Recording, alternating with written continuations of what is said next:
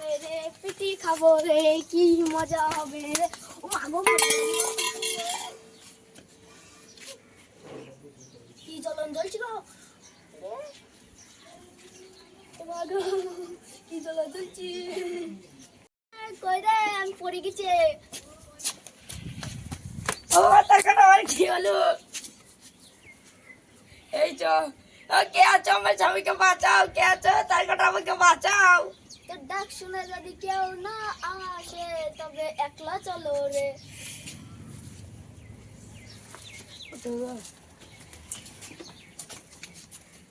Doctor, পা হয়েছে fracture, সাথে আছে বউ, ওষুধ কো। কি হয়েছে তোমার?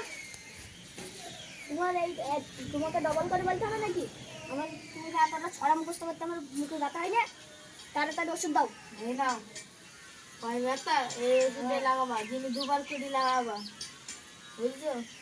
আর গরম পানি একটু করে শাক দিবা। হ্যাঁ ঠিক আছে, হ্যাঁ, পয়সা দাও। পয়সাটা দে। নাও। হ্যাঁ, দাঁড়াও দাঁড়াও দাঁড়াও, যখন যেখানে লেগেছে সেখানে করে ওষুধটা দিবা। তোমার তো আর অশিক্ষিত লোক। ঠিক আছে।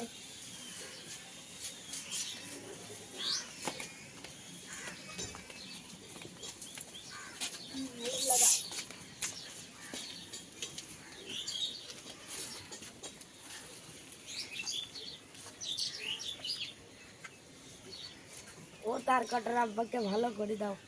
ও তার কাটার আব্বাকে ভালো করে দাও আল্লাহ। ও তার কাটার আব্বাকে ভালো করে দাও। তার কাটার আব্বাকে ভালো করে দাও আল্লাহ। তার কাটার আব্বাকে ভালো করে দাও। তার কাটার আব্বাকে ভালো করে দাও। তার কাটার আব্বাকে ভালো করে দাও। যা, ওষুধ ওষুধ ডালা হয়ে গেল, ওটা পানি দিচ্ছে স্যার দিই।